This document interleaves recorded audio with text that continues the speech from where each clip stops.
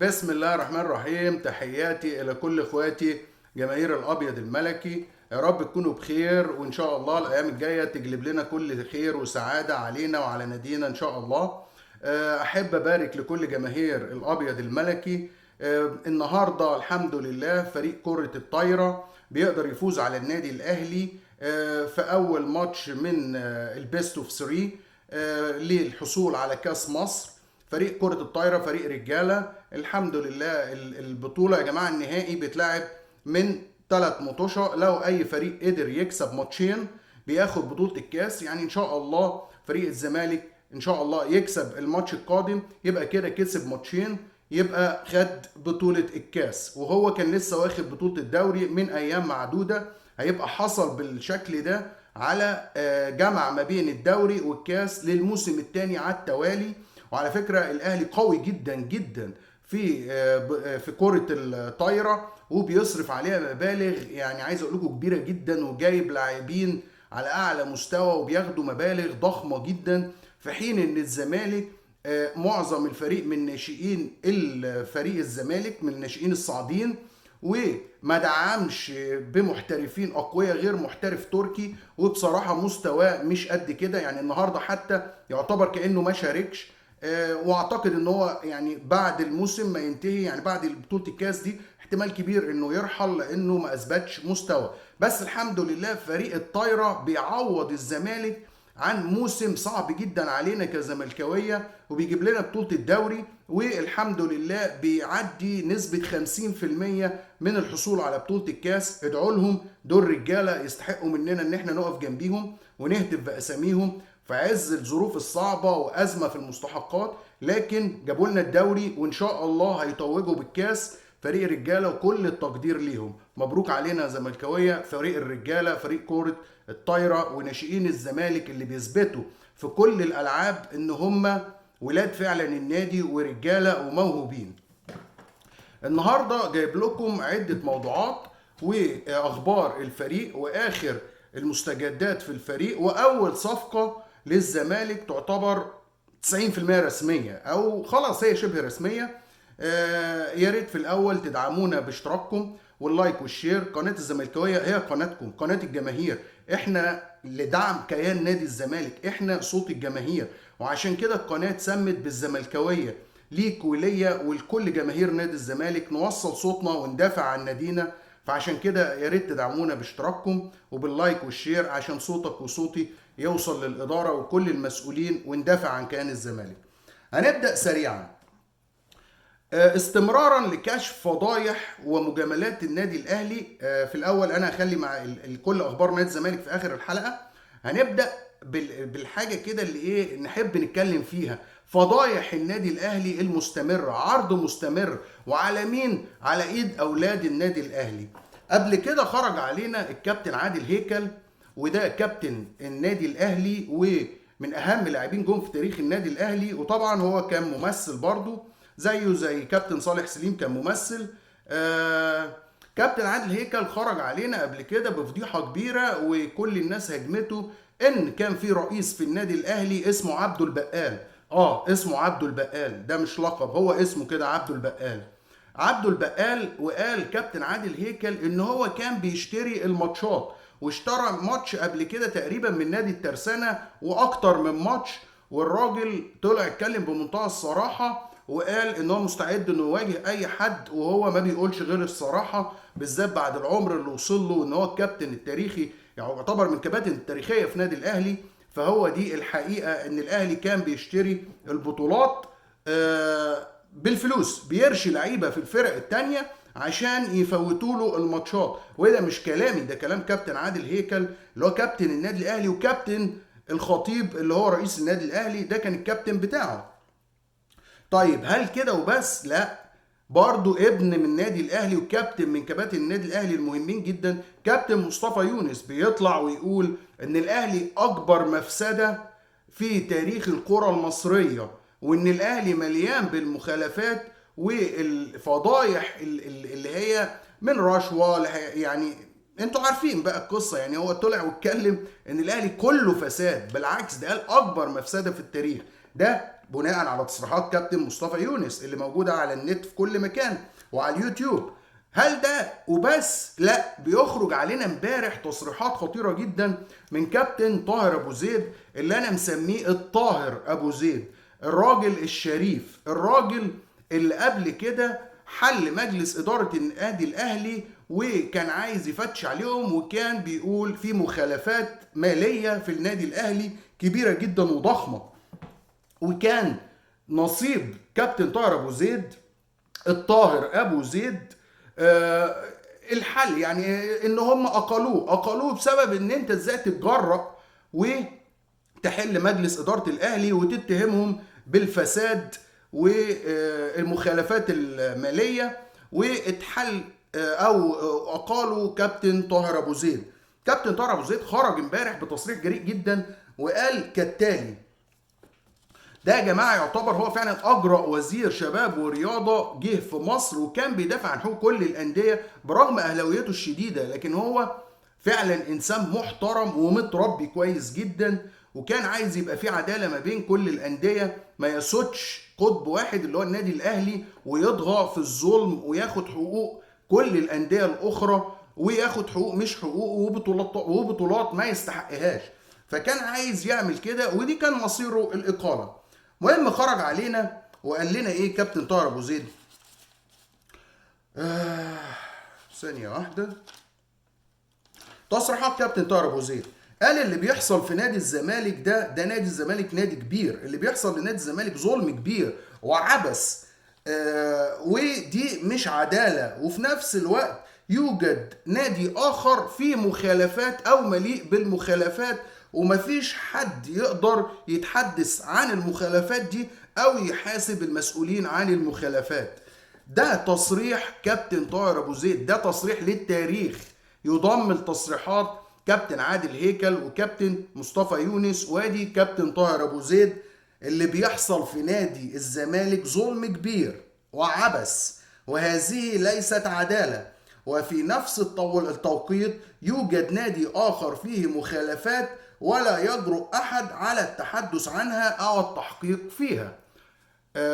يعني كل التقدير لكابتن طاهر ابو زيد، الراجل المحترم الطاهر ابو زيد، اللي كان عايز يحقق العدالة. لكن للأسف احنا عارفين ان الدولة دي مصر بتجامل الاهلي طول الوقت، مش مصر بس، اغلب المسؤولين في مصر دايما في صف النادي الاهلي مجاملات، وتقدروا تقولوا يعني كده كده لازم يكسبوه. يعني اديكوا زي ما انتم شايفين اللي حصل في كاس مصر مع بيراميدز، وادي اللي بيحصل في السوبر مع الزمالك وتعيين تحكيم مصري، وكل المهاترات دي عشان في الاخر الاهلي يحصل على البطولة. شكرا كابتن طاهر ابو زيد، الرجل الطاهر الشريف المحترم، لك منا كل التقدير والاحترام. طيب هل كده وبس؟ لا، فضايح الاهلي ما بتنتهيش، فضايح الاهلي دايما عرض مستمر. الاستاذ او اللي بيطلقوا عليه الحاج عامر حسين، او الحاج صاحب البيت، الراجل نسي ان هو عضو اتحاد كوره او عضو في رابطه الانديه. الراجل خرج علينا بتصريحات كانه عضو في اداره نادي الاهلي او كانه محامي للنادي الاهلي، خرج بيدافع عن كهربا بشكل مش طبيعي، ونسي خالص هو وظيفته عضو في اتحاد الكوره وعضو في الرابطه، ومش عارف ازاي هو عضو في اتحاد الكوره وعضو في الرابطه في نفس الوقت. هو اللي بيوضع الجدول الدوري اللي كل سنه بقالنا اكتر من 20-30 سنه يعني مكتوب علينا الحاج عامر حسين، كأن مفيش حد في الدنيا يقدر يحط جدول الدوري غير الحاج عامر حسين. الحاج عامر حسين لو قدر الله لو مات، يعني مش عارفين مين اللي هيحط لنا جدول الدوري. احتمال الكوره تقف في مصر بسبب ان الحاج عامر حسين مش هيبقى موجود ساعتها. الحاج عامر حسين هو معروف دايما ان هو بيفصل الدوري والمواجهات للنادي الاهلي، يعني اللي تخدمه ازاي يبدا يدرج له من ضعيف لاقوى لغايه اما او الاهلي لو في مشكله ياجل له الماتش القوي ويحط له ماتش ضعيف. المهم هو ترزي في تفصيل جدول الدوري على مقاس النادي الاهلي. خرج الحاج عامر حسين وقال ايه؟ قال ده مفيش تجاوز حصل اساسا من كهربا. انا معرفش هم بيعاقبوه بناء على ايه. كهربا ولا مراقب المباراه ما عملش حاجه، واحنا ازاي نعاقبه كاتحاد كوره؟ كهربا ما عملش حاجه، مراقب المباراه ما كتبش حاجه، وشريط الفيديو والتقرير بتاع الحكم ما قالش اي حاجه. فكهربا انا يعني هو شايف من وجهه نظره ان كهربا ما عملش حاجه، والفيديوهات اللي موجوده وكانت مذاعه من جوه الاستاد اللي هي بعد المباراه، او هو كهربا بيحتفل مع جماهير الاهلي، دي قنوات الاذاعه المصريه اللي نقلها، يعني التلفزيون المصري، مش حد مفبرك فيديو زي ما حصل مع امام عاشور جوه اوضه اللبس واتعاقب وخد 12 ماتش وفيديو مجهول المصدر. يعني امام عاشور عاقبوه على فيديو مش بعد الماتش ولا احتفال مع الجمهور، ده احتفال مع زمايله في اوضه اللبس، وواحد مصور فيديو ما نعرفش ده مين اساسا، وبرغم كده اتعاقب واتوقف واترفض اي طعن وخد 12 ماتش. لكن كهربا ازاي وازاي؟ لازم كله يقف ويطلع بدور الشهيد والبطل، والكل بيدافع عنه، لاعب هارب ومتوقع عليه عقوبه من الاتحاد الدولي ومحدش يجرؤ انه يقول عليه هارب، لا ده بيحاولوا كلهم يدعموه. يعني مش عارف طب ازاي. فهو تناسى خالص ونسي موقف امام عاشور ان اتوقف بسبب شريط فيديو مسرب في اوضه اللبس. هل الحاج عامر حسين وبس؟ لا، ده الاستاذ وليد العطار كمان خرج. برضو الاستاذ وليد العطار قبل كده يعني بصوا يا جماعه كل المنظومه ازاي بتتكاتف لخدمه والدفاع عن الاهلي عشان يحصل على البطولات باي طريقه. برضو قبل كده لو تفتكروا استاذ وليد العطار خرج وقال العقوبه جت بتاعت ايقاف كهرباء لكن بسرعه رهيبه، يعني كمل في ثانيتها، لكن الاهلي يقدر يطعن والطعن يوقف التنفيذ. طب هل انت يعني عضو في لجنه التظلمات او في لجنه الانضباط؟ هل انت من الهيئه القضائيه؟ انت بتتكلم ان الطعن يوقف العقوبه ازاي؟ انت يعني هل دي حاجه بتخرج من اتحاد الكوره ولا من لجنه الانضباط او لجنه التظلمات؟ انت بتتكلم بلسان مين؟ انت راجل المفروض قيادي في اتحاد الكوره. هو ده اللي احنا عايشينه يا جماعه، هو دي المنظومه الرياضيه اللي احنا عايشين فيها. وبنسال ليه احنا بقينا متخلفين في كره القدم؟ كل الفرق في افريقيا بقت افضل مننا. بصوا المغرب بتعمل ايه؟ المغرب كانت عايزه تنافس على كاس العالم، مش عشان توصل كاس العالم، لا عايزه تنافس. احنا يعني بنحاول ان احنا نوصل كاس العالم، ولما بنوصل يعني هي تقريبا ما حصلتش في تاريخنا كله غير مرتين او 3 مرات، بنخش نخسر ونخرج، يعني ما بنعملش حاجه اساسا. يعني وجودنا زي عدمه بصراحه، ما بنشرفش افريقيا. ليه؟ بسبب المنظومه الرياضيه اللي مش هنقول بلا عداله، لا المنظومه الرياضيه الظالمه او اللي تعمل لاجل كيان النادي الاهلي. مش مهم منتخب مصر، مش مهم بقيه الفرق، تتحرق بقيه الفرق، ما يعني منتخب مصر ده ملوش لازمه، المهم النادي الاهلي، كلنا ندعم النادي الاهلي. فده المسؤولين في مصر زي استاذ عامر حسين، وليد العطار، رئيس اتحاد الكوره استاذ علام، كل الناس دي كلهم دول بيجروا ورا محمود الخطيب، بيلفوا وراه. انا نفسي افهم ايه سر قوه النادي الاهلي يا جماعه؟ مين اللي بيدعم النادي الاهلي؟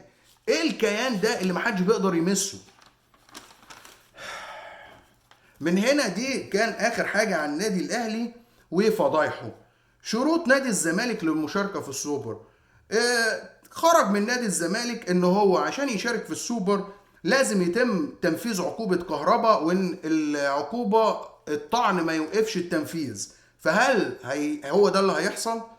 ما اعتقدش. تعيين طاقم تحكيم اجنبي عشان العداله، هل اتحاد الكوره يرضخ لطلب زي ده؟ برضه ما اعتقدش. الزمالك يقول اللي هو يقوله، لو الاهلي هو اللي بيقول القرارات دي كانت اتنفذت قبل ما يعني تقدر تقول شكوى الاهلي تروح للاتحاد او بيان الاهلي ينتهي، كان زمان اتحاد الكوره نفذ لهم كل مطالبهم. في حيله مجلس اداره الزمالك بيعملها، ان مستشار مرتضى منصور تقدم بطعن على العقوبه اللي صدرت عليه من لجنه الانضباط، وهي ايقافه شهرين وغرامه ماليه كبيره.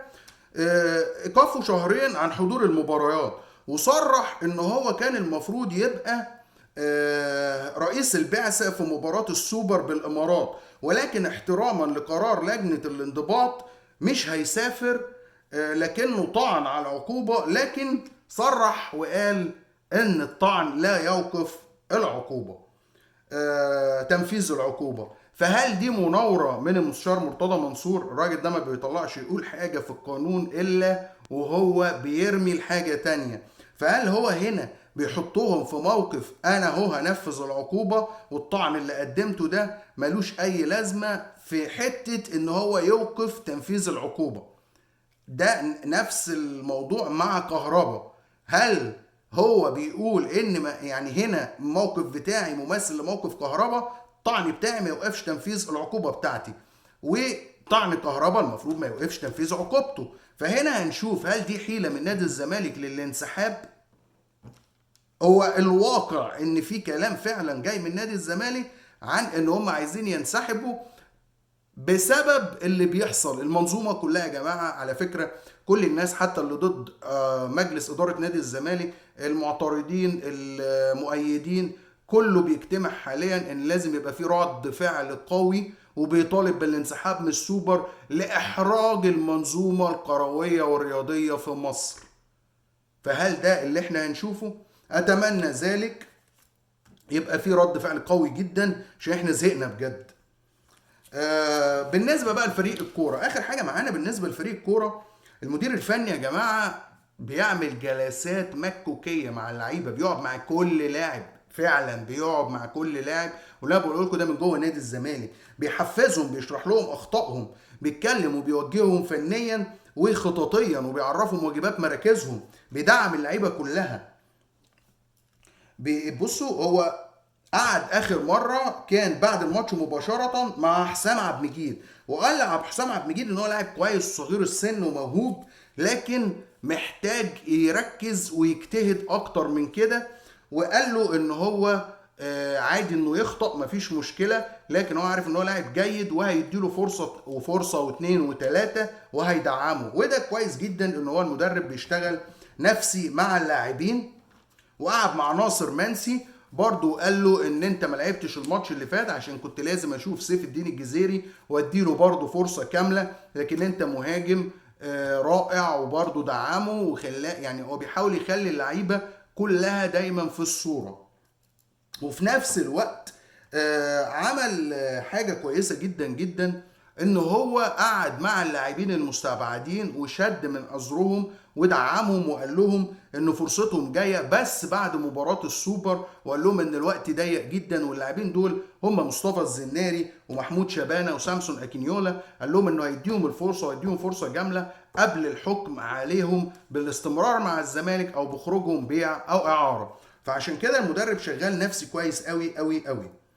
محاولات مستميتة من الكل في نادي الزمالك لتجهيز فتوح فنيا وبدنيا بعد اصابته بكدمة قوية قوي في الظهر، وغاب عنها دلوقتي بقاله يعني داخله في 10 ايام او اسبوعين.